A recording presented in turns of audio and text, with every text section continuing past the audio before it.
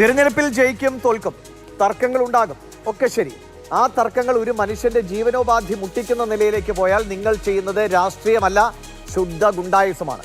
തൊടുപുഴയിലാണ് ഒരു പാവം സ്ത്രീയെ ജോലിയിൽ നിന്ന് പിരിച്ചുവിട്ടിരിക്കുന്നത്. അതിന്റെ കാരണമാണ് കാരിക്കോട് സർവീസ് സഹകരണ ബാങ്കിലെ സ്വീപ്പറായി ജോലി ചെയ്തിരുന്ന നിസ ഷിയാസിനാണ് ജോലി നഷ്ടമായത്. നിസയുടെ വെറും 15 വയസ്സുള്ള മകൻ കോൺഗ്രസ് സ്ഥാനാർത്ഥിയായി വിഷ്ണു എന്ന ആൾക്ക് വേണ്ടി പ്രവർത്തിച്ചു പോലും. വിഷ്ണു ജയിച്ചതോടെ നിസയെ ജോലിയിൽ നിന്ന് പിരിച്ചുവിട്ടാണ് CPM പകപൊക്കിയത്. ഈ ഇലക്ഷൻ പ്രമാണിച്ച് എൻ്റെ 15 വയസ്സ് ഉള്ള മകൻ എതിർ പാർട്ടിയായിട്ട് പ്രവർത്തിക്കാൻ ഇറങ്ങിയതുകൊണ്ട് അതിന് ചൊല്ലി ഒരു തവണ എന്നോട് അവർ പറഞ്ഞായിരുന്നു. അപ്പം ഞാൻ അവനെ വന്ന് നിയന്ത്രിക്കുകയും ചെയ്തായിരുന്നു. അതിൽ ചൊല്ലിയാണ് ഇപ്പം ഈ മാസം 28-ാം തീയതി പറഞ്ഞത് 31-ാം തീയതി വരെ വന്നാൽ മതിയെന്ന് പറഞ്ഞു. അപ്പം ഞാൻ പിന്നെ 2 ദിവസം പോയില്ല.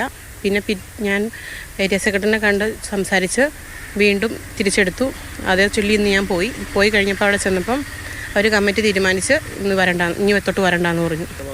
വേറെ ഒരു വരുമാന മാർഗ്ഗവും ഇല്ല. എൻ്റെ ഭർത്താവ് മരിച്ചു പോയതാണ്. 10-11 വർഷമായി മരിച്ചു പോയിട്ട്. ഈ ഒരു മാർഗം കൊണ്ടായിരുന്നു ഞങ്ങൾ ജീവിച്ചുകൊണ്ടിരുന്നത്.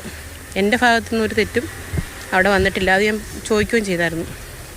ഈ ഒരൊറ്റ കാരണമാണ് എൻ്റെ കയ്യിൽ നിന്നുണ്ടായിട്ടുള്ളൂ.